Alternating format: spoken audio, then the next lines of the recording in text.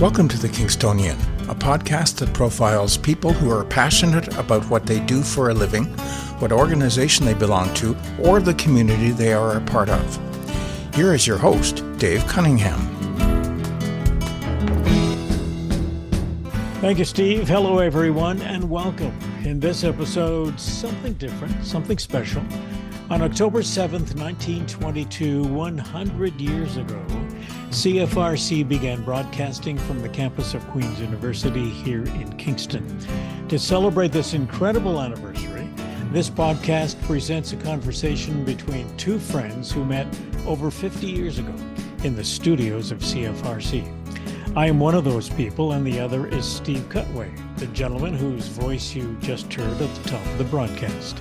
We are here to share a little history and some of our experiences, so welcome back to the podcast, Steve. Thanks very much, Dave. I think this is my third or fourth time because once you interviewed me or twice and I interviewed you once. That's right. I think you were on as a guest in January and July of 2017. Actually, you were. I went and looked. So, we're going to talk about the radio station we have a close affinity for, and I think we can start way back in 1922. In your research, how did the station actually begin? It was the idea of a group of electrical and engineering students and faculty, led by a Dr. Gill, and radio, of course, was very much in its infancy at that time. Before 1920, there was no radio. In 1920, KDKA in Pittsburgh came on the air, and a number of stations, CFCF in Montreal was the first, and their 100th was celebrated a couple of years back. And everybody probably thought about radio, those interested in such things from an engineering standpoint, the way the next generation thought about TV. And so they set up an experimental radio station. Their call letters as the experimental station were 9BT, that's 9 Bravo Tango. And that would eventually evolve into what became the amateur radio experimental service, or ham radio. And just before their first, I guess what we could call inaugural broadcast in 1922, they did obtain the call letters CFRC from, interestingly enough, the Ministry of Marine and Fisheries. Mm-hmm. There wasn't a separate communications department or anything like that. And they got the letters CFRC. And of course, as you probably know, Dave, there were legends that said that stood for Canada's famous rugby champions, because Queens were rugby and, in fact, Grey Cup champions in that period, 22, 23, 24. There's no evidence, in fact, that that's true. It's the same idea, I suppose, as CKWS when it started 20 years later, Canada, Kingston, Whig Standard. There could be an element of truth in that. Yeah. Just like I'd like to believe there could be an element of truth in the Canada's famous rugby champions. Why not? So the first inaugural broadcast, I'm not sure that it was actually considered as such at the time, but it was the first broadcast, was a football game from George Richardson Stadium that was on campus at that time, of course, and brand new. And Queens played, I believe it was Toronto or McGill, and I can't remember now. You may know. Do you know? I think it was McGill. And we won 4-1. That I do remember. I remember announcing that, not at the time, but when I would do some of these things later. And that was the first of the what's considered, I guess, to be the official broadcast on a Saturday afternoon. And it was, the play-by-play was done by Professor Jolliffe, who was a longtime member later of the geology department. People even in our time had him as a prop. Now, when we go through this, we're going to throw out some names, and there will be a couple of generations of people listening who may not know the names because you have to be of a certain age to recognize them. One such case was 1926, and I like this story. Foster Hewitt. Now, that's a name, if you're a hockey fan in Canada, you will know. And he called the games of the Toronto Maple Leaf hockey team for years and years and years.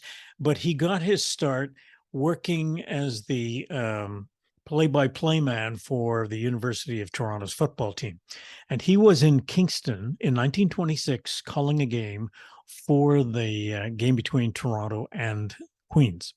And there was a rainstorm. He was parked on top of the stands. There was a roof, and he was on top of the roof calling the game. Yep. And it started to rain, and then the rain got turned into hail and sleet, and he literally got frozen to the top of the roof, and he couldn't get off.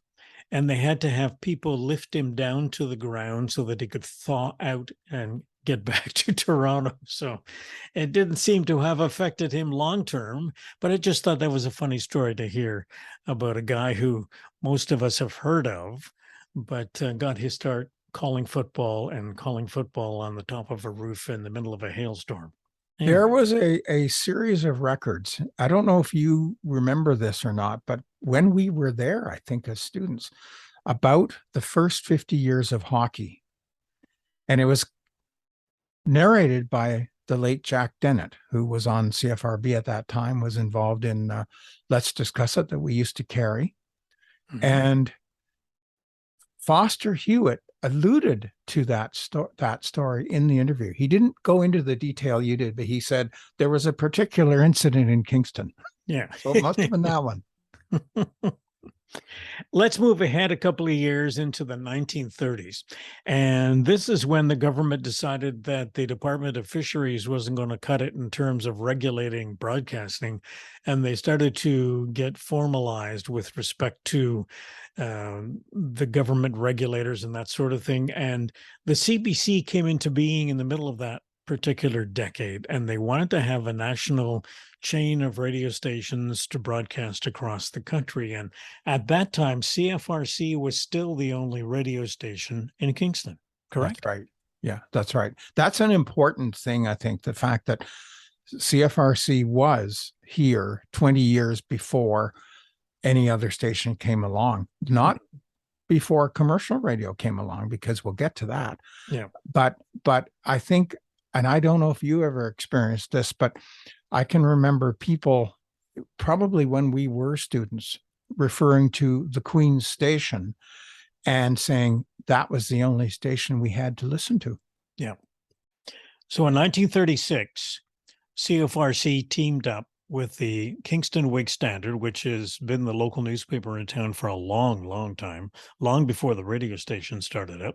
I don't know where that particular desire came from for those two entities to team up. Did you come across anything? No, and I'd really love to know, because it certainly had the potential for being brilliant. I know that I suspect part of it was that, of course, CBC was looking for affiliates in those days. They didn't own all of the stations the way they do now.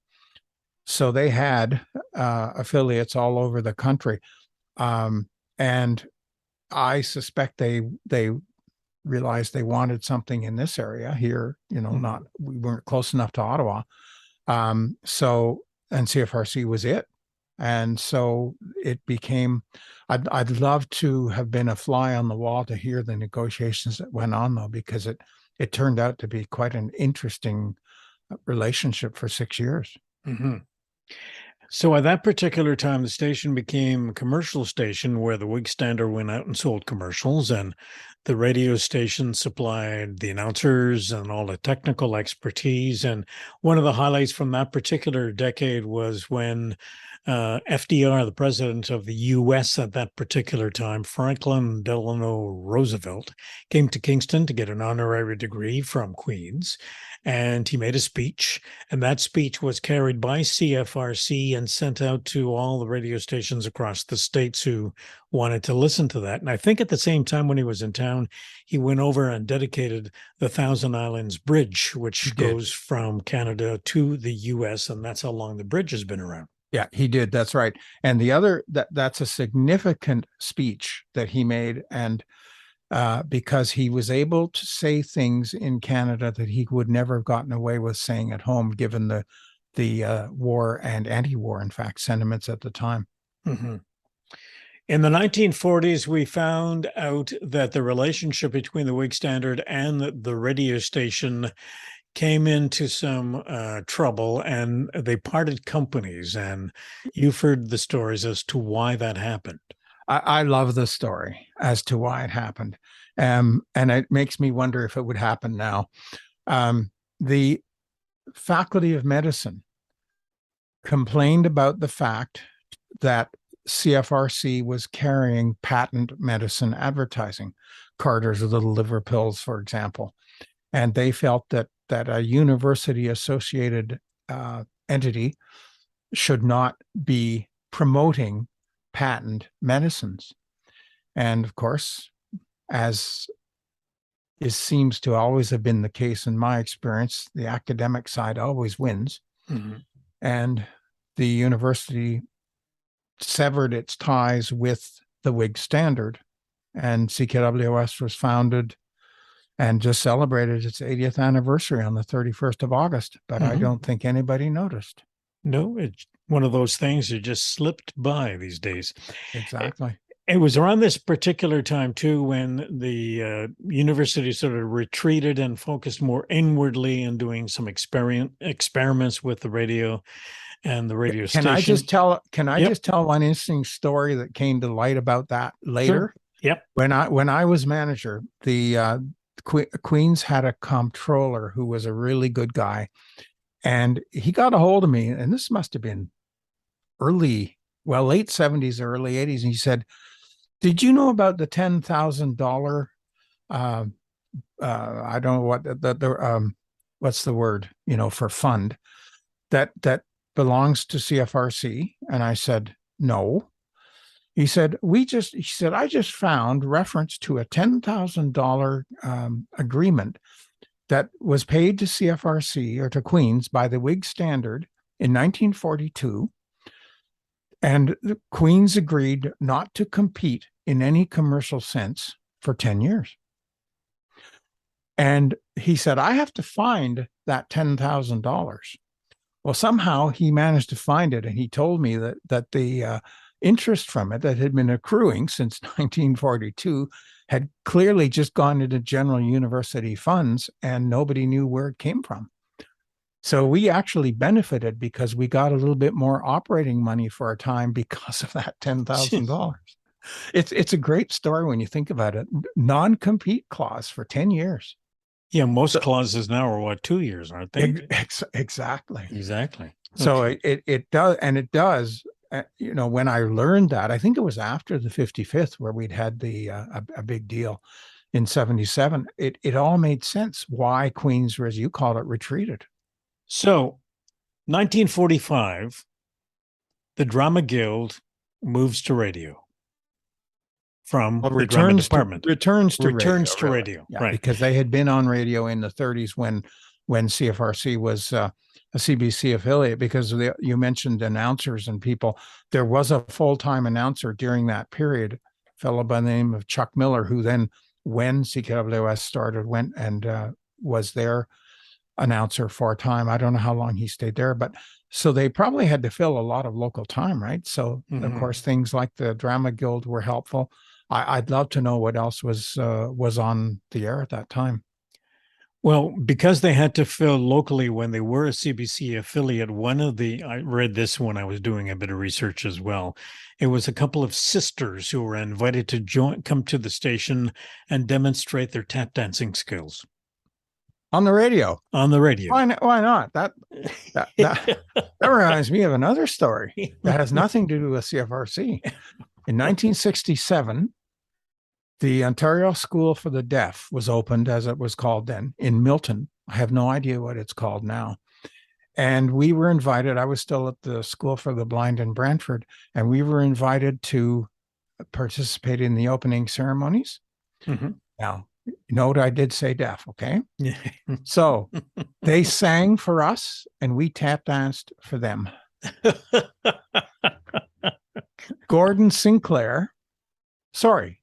we sang for them and they tap danced for us. Gordon Sinclair, who was on CFRB at the time in Toronto, had a heyday with that.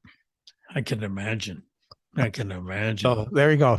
But it wasn't the first time tap dancing on the radio. Who knew?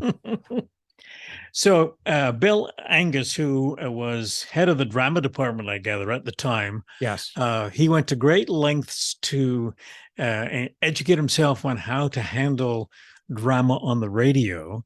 And they took over, what was it, Thursday nights? that's my understanding. Yeah, And the engineers had Friday and Saturday.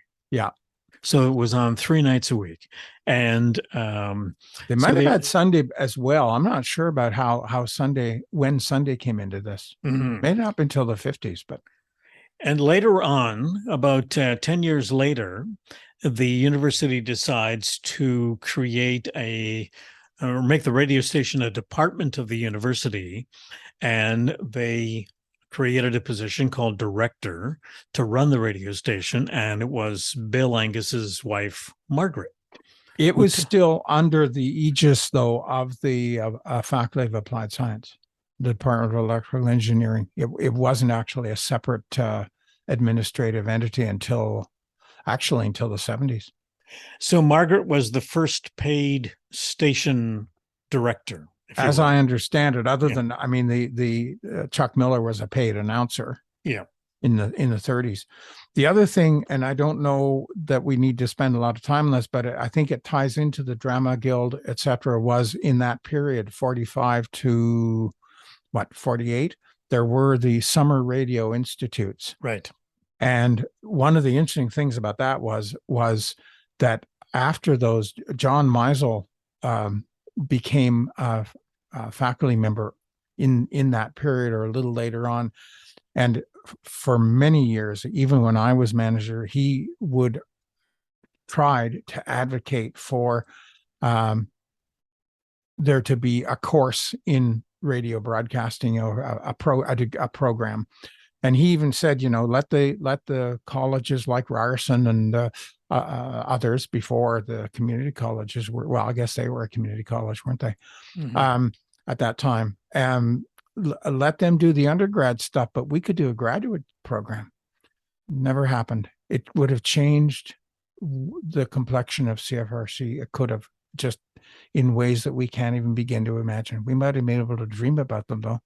Well, in the 1940s, when Bill Angus really wanted to gear up and have the drama on the radio, he and the principal at the time went to the CBC in Toronto, and the CBC offered to help out, but one of their conditions was that Queen's established the summer program for radio theater, and that's how that got started. So that was all good stuff. What do you think Margaret Angus brought to the station? It's difficult for me to answer that because I didn't really know her. I was not there during her time. I think that probably she brought a certain amount of credibility to it as an operational service for the university. I know that there were a number of reports written during her time about what CFRC could be. The best known one, I guess, was 1957. And of course, Queens was a very, very different place in those days. There were, maybe a couple of thousand students as opposed to what there would be when you and I started and later on. So there was a much greater community sense. And I think that faculty probably were much better known across campus to one another. So she could call on people to perhaps get involved even from the point of view of dealing with issues and things like that. And of course, the Faculty of Applied Science would have had a role in that too. But I don't know, because she was part-time. I know I met her, but not because of CFRC, in 1967. And I mean, she was, as you know, huge in history. But I don't know what she would have been involved, for example, for sure in the move from Fleming Hall, where the station had been since 1922, to Carruthers in 1959, the basement where the station is now. Not all of the basement, of course, then, as you will recall, but half of it, I guess. So she must have had the ear of the right people.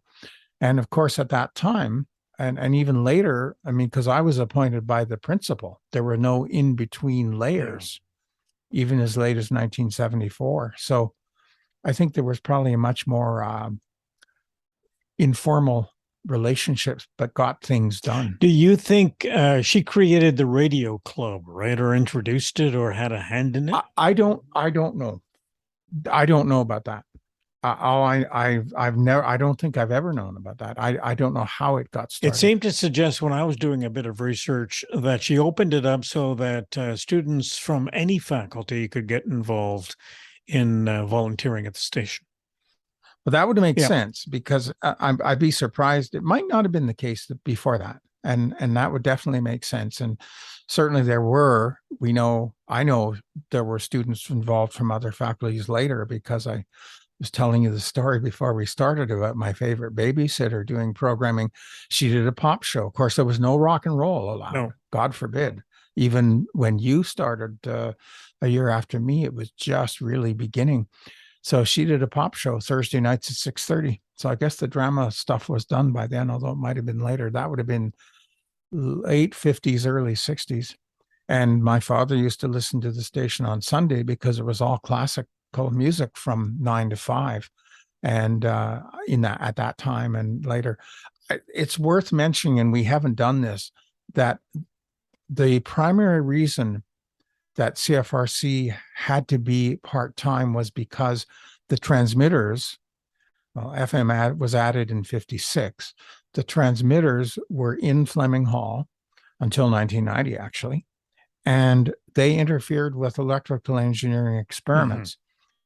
So over the years, there were agreements as to what hours CFRC could broadcast and what hours engineering students and indeed faculty could do experiments. And you probably remember from your time that there would be people waiting when we'd go up to shut the transmitters down at, say, 2:00 on a Sunday morning, or particularly Friday morning and Saturday morning. There'd be people waiting to do experiments. Mm-hmm. And so gradually things opened up so that the station was able to broadcast Thursday and Friday from 6:30 till 2, if memory serves, and then Saturday right through till Sunday at 2, Monday morning at 2. Now, we should probably set the stage here, because this is the era that you and I got involved with the station, which would be the late 60s. And at that particular time, there was an AM transmitter that broadcasted at 1490 and an FM transmitter at 91.9.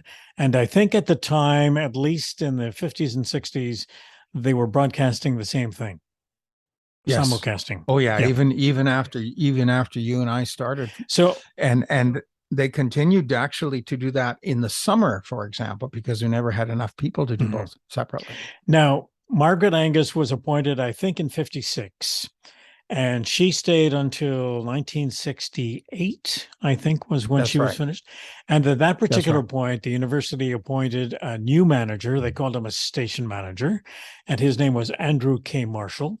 And he was a student of Queen's, a graduate of Queen's, and he took over the station in 1968. And one of his first jobs was to try and get the university to let the station to broadcast pop and rock music, correct? Yes, he started in July of 68, and you and I started as students in the September. I joined right away because CFRC was really one of the attractions for me to choose Queen's, because I knew about it, had known about it, and it was on the air. At that time, most university or campus stations were operated and owned by the student organizations. CFRC was not. It was owned by the university outright and operated by the university. And B, most of the other stations at that time were what they call carrier current. So they had wired systems in university centers, student activity centers and things like that, and in dorms or residences, they weren't on the air. So that was still to happen for many of them. The funny thing about that is now I think of the internet and the internet radio as a huge carrier current service. Mm-hmm. So I got involved right away, and that was Andy's first year. And we were not allowed to play rock. We have to distinguish between pop and rock there, because we were allowed to play, what I guess later we come to be known as easy listening music. Not so much beautiful music, I think, as easy listening. Mm-hmm. And we were allowed to do jazz and folk and classical, but no rock. And it was gradual, and it was a fight. I remember it was really being pushed by the club. The club was very, very active, very much involved in the operation of the station. As the sign-on message said, CFRC is owned by Queen's University and operated by the CFRC student, note the word student there, radio club. And that word student didn't get dropped for a good number of years. But we were really pushing, because we were the right age, right, to want to play rock and roll. And it took, I guess it had started to come along by the time you joined. I think one of my memories of joining the radio station, and I think what it gave students was an opportunity to try something completely different, to get involved in probably areas of music and broadcasting they never would have thought they would have got involved with. And I can recall I was never a big fan of classical music. I just wasn't exposed to it. And I can remember hosting the very popular Sunday afternoon Classics by Request program, which was 4 hours long. Yes, we all did that once in a while, if more. And if I recall correctly, you could get away with playing maybe 3 or 4 selections over the course of the 4 hours, because they were usually long selections. But it was a very popular program, and people would tune in and make their requests every week. And that was in the late 60s, early 70s. And I can't remember why I actually came down to join the station. Someone must have mentioned it, or I was just looking for something different to get involved in. And I was a big radio fan, so I'll attribute that particular reason for wandering down to the basement of Carruthers Hall. But at that particular time, as you mentioned, the club was very active. You made a lot of friendships in the context of the club, and some of those friendships have lasted for 50 years. Now, into the early 70s, I guess one of the highlights at the early part of the 70s was the fact that Lauren Green, who many people will know as a big TV star on I think it was NBC that carried the program, but Bonanza was the program. Oh, absolutely. And he was Pa Cartwright.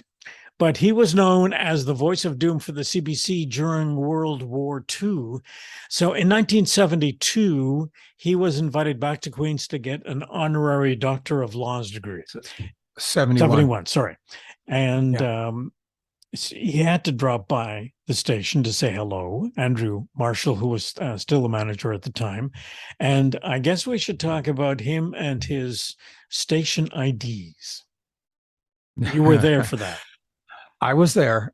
It was he was delivering the convocation address at the Arts and Science graduation that afternoon. And in those days, the Jock Hardy, I guess, hadn't been actually finished being built. Now that's gone. But so the convocation were still in Grant Hall. And in the morning, I was operating the morning convocation, because we had several different convocations every year, and that was one of the things we were expected to do. And he came in, and Andy put him in Studio A, and Andy was in what we now know as CR3. It was Submaster in those days, because of course that was before the expansion. And I didn't have to do anything with with convocation, because it looked after itself pretty much at that point. I went in to watch, and it was amazing to hear. I mean, Andy started the recorder, and Lauren just rattled off those station breaks in one take. And for those people, we're going to play one of those station breaks so you get a sense of what Lorne Greene sounded like. But for a radio announcer, he had the perfect voice. And he was very skillful. And as Steve mentioned, Andy put the script in front of him and he read all 4 or 5 versions of the station IDs without a break. And he didn't have to redo anything. And here's one of them. This is Lorne Greene. 50 years in the saddle is a long time, but CFRC has sure done it. Happy birthday, Queen's Radio. So what do you think of the theme that Andy chose for the spots? I thought that was very clever because, of course, at that time he was known for Bonanza. He would later be known for that science fiction series whose name escapes me at the moment, Captain Adama. But at that time, he certainly was Bonanza for sure. And Andy had written an article in the newspaper about the 50th anniversary. So we're talking this was around the 50th anniversary of the station. And Andy had written an article, I think it went in the Whig or the Journal, I can't remember which, but the article was called Back in the Saddle. Right. And that's maybe where he got the idea. Yeah, exactly. Okay, let's move ahead a couple of years. So Andy Marshall moves to Toronto, leaves his post at CFRC, and lo and behold, you get appointed the station manager.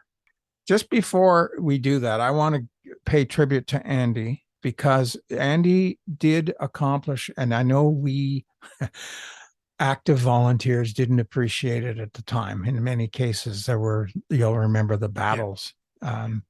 And I have to give Andy credit because he fought like hell to get things. And, he got the rock music going. He got separate programming going on AM and FM before we were required to do it in 75. And more importantly, I think maybe he got the expansion I referred to. CFRC occupied half of the basement of Crothers Hall from 59 to 73. And in 73, they were able to do renovations, and they kicked out the math department, and CFRC took over the rest of the basement. And that's what the station has had ever since. And he also got a lot of new equipment. Some of that came along while you were still there, I think, too. And he continued to do that. So, and again, I think it's because what I said earlier, that he reported directly to the principal. There were no in-between layers like there are now. So I think he deserves a lot of credit, but he felt for himself it was time to move on. He and was very successful in what he chose to do in Toronto. Mm-hmm. So there were 13 people, I think, applied for the position when I got it. Some phenomenal number, most of them from the club. So I was really quite surprised. To be honest, I really didn't expect to get it. I felt there were other people who were equally, if not more qualified. Did you? I can't remember if you were one of the applicants. I know who some of them were. I can't remember. You might not have been by then, because by then you were at CKWS. That's right. Yeah. So you take over as manager. So what did you think about the difference from going to be a very active volunteer to the fellow who was running the station? It certainly had. There was a learning for me, because one of the things, and I remember Andy mentioning this to me, I do consider Andy a real mentor for me, my second one. And I remember him mentioning when the announcement was made, he said, I had to do this. I had been an active member of the club as well. And it changes your outlook. It also changes how the people who you consider to be friends, it can change how they relate to you. And I remember his line, "It can be lonely at the top." So yes, there was definitely a learning for me, as much as I'm sure there was for him. We were about the same age when we took over the position, I think. Now, we talked about some of the things that Margaret Angus focused on when she was director and what Andy focused on when he was manager. What were some of the issues that you can recall that were big issues for you at the station? I think the biggest issue, and it started really in Andy's time and when you and I were students, was our desire to become a full-time station, FM, broadcasting in stereo, which we weren't able to do at the time because of the location of the transmitters that we talked about before. So we knew that that would involve moving the FM transmitter off campus, away from campus. And you'll recall our real desire, genuine, almost desperate in some cases, to be able to do that. Mm-hmm. And sadly, it took till after my time for it to actually come to fruition. But nonetheless, there was a lot of work done and a lot of opportunities missed. You may remember the offer from Bushnell Communications back when CJAI came on the air, Channel 6, to move locate CFRC's FM transmitter on their tower up at Deserato. And the frequency we were being offered at the time was 107.5. Imagine. High power FM station. Never happened. Now, when we talk about the battle to go stereo, if you are talking with younger folks these days, like younger people, the younger generation, what can we equate that to in terms of the significance of wanting to go stereo? Because they would assume right now that everything is stereo, that they listen to when they're listening to streaming That's services true. or I FM don't stations. I don't honestly know how to compare that, because things now are so different. And you're right that young people can take the whole, well, what do you mean it was only part-time? There's no such thing as part-time. And even when you think about that, if you think back to that time, to stations like, well, even you guys, you went off the air at 1 o'clock in the morning. And TV stations went off the air at 1 o'clock in the morning. I always think of the song Ariel by Dean Friedman, when he talks about Channel 2 was signing off the air. And that was 1978. So, it's all of a sudden things change now. You just would never think of a TV or radio station going off the air. But I don't know how to equate what we, other than the idea of a part-time to full-time. But I mean, stereo was the thing, right? It was everybody wanted to be stereo. When you and I were kids, even FM stations in Canada weren't stereo. Right. So yeah, it's a sea change, but I don't know of a comparison, how to equate that for them. No, I can't think of anything either. And I think we should underline the fact that when we talk about going stereo or going 7 days a week, the station had to physically take the transmitters and move them somewhere else.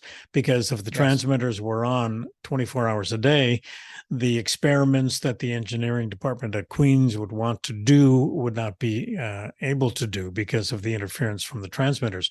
So finding another place to put the transmitter was a big thing. And so it was like a set of dominoes that had to fall into place. So you had the transmitters, you had to have the right equipment to go stereo and that sort of thing. But as you said, it was all accomplished by 1990, I think, is when the AM signed off the air and the FM changed. February 3rd, 1990, the day the music died, the AM died. I want to mention one person who had played a large role in that. Well, maybe even two, but one I assume this is still the case, that the Industry Canada, or whatever they're called now, requires radio stations to submit what they call technical briefs. And we had a broadcast engineering consultant by the name of Ian McFarker, who was a student with us. And he was the one who arranged the location that the transmitter is in now and the building that it is in now. His company at the time owned the building, and it was a spare building for them, relocated to the site where the tower transmitter is now. And of course, you mentioned that we had to move them. Of course, we also had to go and physically turn them off when they were in Fleming Hall. Now it's all done by remote control. So the majority, maybe everybody, maybe no one at CFRC now has ever seen them. Right. And also something like that wouldn't be accomplished without generating a lot of money to pay the bills to do that. The catalyst for that was a $35,000 donation from the late Kathleen Ryan. Kathleen Ryan was a student at Queen's. I think she graduated in 27. Her husband was Frank Ryan, who was an engineering student and was electrical and was involved with CFRC. And for the 55th anniversary, she came. He was gone by then, and she spoke about CFRC. And I remember her talking about CFRC being on a kitchen table in Fleming Hall. And Frank Ryan, of course, was key to the founding of CFRA in Ottawa, Frank Ryan Associates. Now, it is not our intent to continue and replay some of the history that takes us from 1980 on, simply because Steve and I haven't been involved directly with the station during that particular time. But there are some people that we would like to mention who did play a role in CFRC and who have gone on to very successful broadcast careers. And why don't you kick it off by mentioning some of the names that come to mind with respect to that? Well, certainly from our time as students, there was the late Peter Watts, who after he was at CFRC, or maybe even while, I'm not sure, he did work for you guys doing sports, didn't he? Yes. And then he worked, after he graduated in 74, he worked for you guys, and then he worked for CKLC. He did a program there called Kingston Today, was it? Something like that. Yep. Yeah. And then he moved to CBC. We're in Edmonton, and he worked there for a number of years. And then he went to TSN, and then to Chorus, back to Chorus, actually, in Calgary. His last job was at CFAC in Calgary. And he was one of the first announcers with TSN, one of the first of that crew that opened up that particular network. And That's another right. name that comes to mind too is Sheila Rogers, who most people will know. She has worked for the CBC, or had worked for the CBC for a number of years, 30, 40 years, and now does her own thing and produces programs that are still run. I guess the next chapter would be one that most people would know if they're listening to CBC these days. And she continues to be a force in the broadcast industry, very well recognized, and someone who has achieved acclaim from different sources around the country. And to her credit, she always, when she talks about how she got started, she always mentions CFRC. That's right.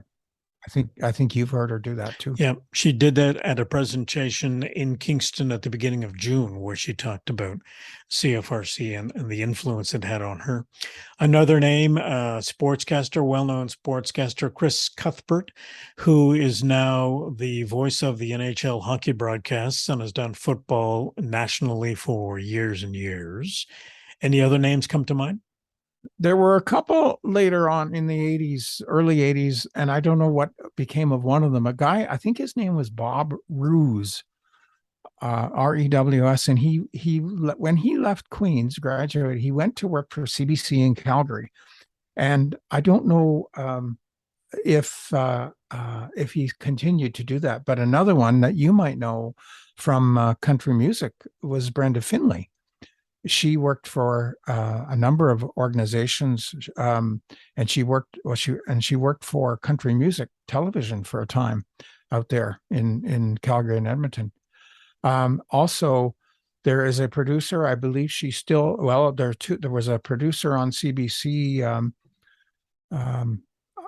Young. His first name is escaping me at the moment. Stewart. And he worked out of Halifax in the 80s, 90s, and beyond. And there's a name that I hear still on Fresh Air on CBC on Sunday mornings, Helen Bagshaw. She was at the station later on in my time as manager. No, I don't, and of course, after my time, Stuart Mills, who's still with CBC in Ottawa. That's the name I was just going to mention. Yeah, I believe he was the when the station was transferred by the university to the AMS. I think he was the first I'm going to say program director. I don't think he was manager. There are a couple of local names for those folks who live in Kingston or who have been around Kingston over the years. And more recently, Rick Choma, who has been a Oh, of broadcaster. course. I think he has worked at literally all of the stations in the city of Kingston, doing different things, but I think primarily known as a newsman. Going back several years, two people who come to mind who were members of the radio station but did not choose to pursue a radio or television career after they graduated, but got into politics. And one of them is John Gerritsen, whose son Mark is the current MP for Kingston and the Islands. But John was a mayor for several years, and then he went to Toronto and became a cabinet minister in the Liberal government several years ago. He is now since retired. And another name is Helen Cooper, who still, and both John and Helen still live in Kingston, but Helen Cooper was also a mayor of the city, and she too spent some time at CFRC when she was going to Queen's. So another one from our time who got into politics, sort of behind the scenes politics, though, was Ron Hartling. That's right. Because he was the president of the local Liberal Association. So there are quite a few people, and I'm sure there are a lot more, who did attribute some form of their success to their time spent at CFRC. Now, what do you think the impact on you has been with respect to having spent time at CFRC? Well, it's an interesting question when you put it that way, because at one time, I think I would have said the impact ended for me when I left CFRC, and in many ways it did, because I changed career paths. But I guess I never got radio out of my blood, because 27 years after leaving CFRC, I got back involved doing an internet radio show on an internet-only radio station, Mushroom FM from New Zealand. And it's called The Early Years, and I've been doing it now for 6 years. And some days I feel like I never left. And the show features music from what era? There is only one era. 50s, 60s, 70s. And Mushroom FM's format is 50s, 60s, 70s, and 80s. And so I will occasionally, well, my tagline is the best music from the first quarter century of rock, with an occasional nod to other decades and genres. So there are certainly other nods, in there. And anybody can receive the station on any of the many devices, particularly these smart speakers now that you just talked to. And the station is kind of unique in that there are broadcasters who do programs on the station from all over the world, right? That's right. And you have, it's based in New Zealand. The actual administration, I guess, is what you would call it, would be out of New Zealand. The server is actually in a guy's, in his studio. I haven't seen the current one, but I have been there. And so from my perspective, as has been mentioned before, after graduation, I went and worked for 18 years at CKWS, which is a radio station in Kingston, for those who are not from town.